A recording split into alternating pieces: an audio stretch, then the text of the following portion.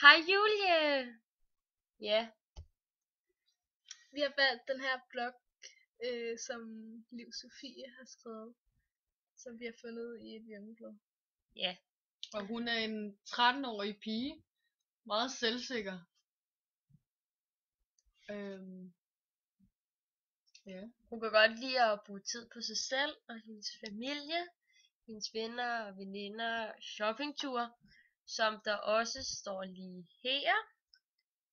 Hun er meget modebevidst og køber sådan ret dyre ting og dyrt tøj. Vi undrer os lidt over, hvor hun egentlig får alle de penge fra som 13-årig. Hun snakker meget om hendes bankkonto og Ja, hendes økonomi. At Ja. hun gør ligesom for luksusfælden og lægger det op i nogle skemaer, Ja. hvor de tænker også som 13-årig, er det måske også de færreste job, man kan få, da man Ja. også skal være sådan ældre, men hun er barnepige, skriver hun. Det er der jo ikke nogen aldersbegrænsning på. Okay, man kan se her, at hun skriver, at hun arbejder som barnepige, og hun har også 2 jobs, hvor hun arbejder 2 gange om ugen. Så det kan ikke være sådan nogle særlig store jobs. Nej. Og så hun skriver hernede, at hun prioriterer hendes skole og hendes arbejde rigtig højt.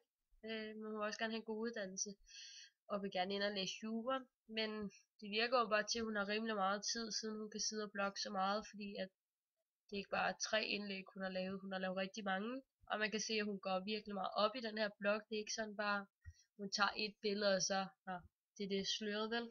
Hun går også meget op i det med at tage billede. Altså tænker meget være over det. Det er ikke perfekte. bare et, hun lige har taget. Nej. Det er gennemtænkt. Og det kan godt virke lidt som om hun havde sådan en hjælper til at tage billederne af hende. En Ja, veninde vi er eller sikre på, at hun har en eller anden hjælper. Yes. Man kan for eksempel se her, at der sidder hun sådan, det er virkelig gennemtænkt med, at Position og bogen fremme og så lidt overskriften. lys. ja, Overskriften og billedet og teksten hænger rimelig godt sammen. ja, Og det gør det i mange af hendes billeder og indslag, kan man se hernede af.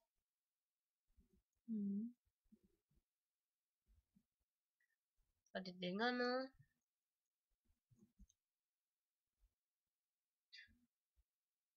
Vi kan også fortælle lidt om sproget, ikke? Omkring Ja, fordi man kan også se her på sproget her, ikke Julie? ja. At, Jamen, at hun skriver meget med kys og knus og der kommer også noget hihi og lidt sådan blogsprog. Ja. Det var vi enige om. Ja. At det heller ikke altid, at hun staver alle ordene, som de staves korrekt, hvis man skulle skrive en dansk stil eksempel. vi kan lige finde et eksempel. Ja. Her kan man så se nogle underlige ting om hende. Der kan man også se her.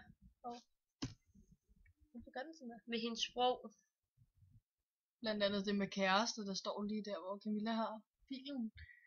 Der kan man godt se, at hun er ikke så gammel måske alligevel endnu. Da hun kun er 13. Ja. Ikke sådan en moden endnu, og det er det med, at hun bruger sådan meget blogsprog og internetsprog. Og heroppe også. Ja. Der står der også hernede det der med, at hun har styr på hendes penge og sådan noget. Men altså, vi tænker også, hvor stor en økonomi har man ligesom 13-årig. Hun virker meget overklasseagtig. Ja. Og sådan vil gerne fremstå som lidt mere voksen, end hun måske er. Altså på nogle af tingene hun skriver, kunne måske godt lyde som om en, som der bor for sig selv og har egen økonomi. Og det har hun jo højst sandsynligt ikke, fordi den styrer hendes forældreorienteret stadigvæk endnu. Sådan. På en måde vil hun også godt virke meget perfekt, sådan. Så på en måde vil hun egentlig godt have, at folk ser op til hende. Ja.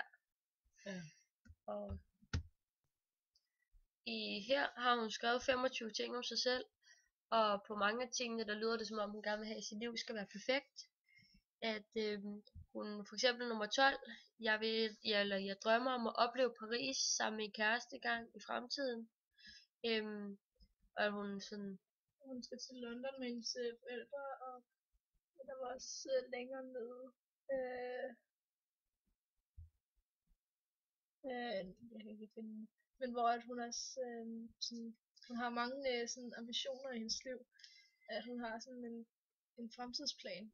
Det virker også sådan, at hun kritiserer heller ikke rigtig noget. Altså alt det, der står her, det er faktisk kun positive ting.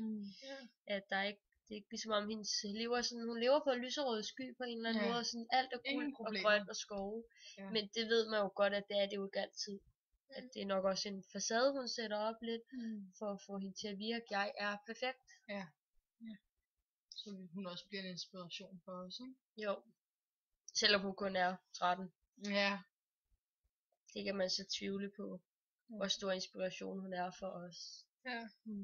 Fordi vi nok kender lidt mere til livet. Og Lidt mere erfaring måske, jo ældre man bliver. Ja. selvom vi jo kun nok er 4-5 år ældre end hende, ikke også? Ja, men der sker jo Så meget. sker der stadig meget. Og man er stadig den der unge teenager der er i oprør over sine forældre og alt sådan noget.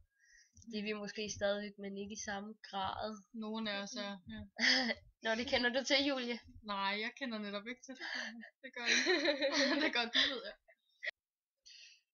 Det er så vores kommunikationsanalyse, som vi også afleverede til dig den anden dag, så vi ikke fik fravær. Ja, Hvor vi så har sat bloggen ind i den der kommunikationsanalyse. Og sådan, Så er vi lige kommet med et link, så du kan se, hvor vi kigger. og fra hvilken blog der vi har taget det fra. Men ja, afsenderen, det er hende, det er jo Sofie, hun er bloggeren. Ja. Det siger rimelig meget sig selv. Og Mode, det er jo helt klart hendes, hvad hedder det? ambitioner, Ja, det hun ambitioner. gerne vil ud med fra bloggen. Hendes Ja. meddelelse omkring bloggen. Ja, Ja. højdepunktet. Og modtager, det er nok i høj grad piger. Ja. Den Tja. henvender sig til piger, unge piger. Eller bøsser måske, der går meget op i. Det ved vi Ja, ikke. hvem ved? Det lægger meget frem til, at det er piger. Ja. Og nok ikke helt piger på hendes egen alder, fordi hun virker meget voksen. Meget Ja. moden. Ja, meget moden i det. Ungdommen. Altså Ja. ungdommeligt i hvert fald, ikke? Jo. Det er ikke en gammel kvinde, der gider se på det, tror jeg. Nej. Nej. Ja. Ja. Modtager, Det er, det er så. Nå.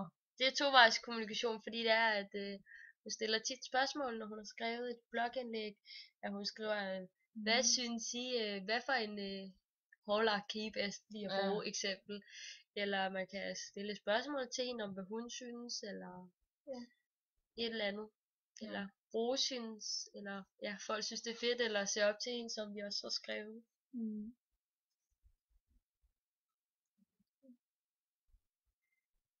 Og konteksten, det er altså mode.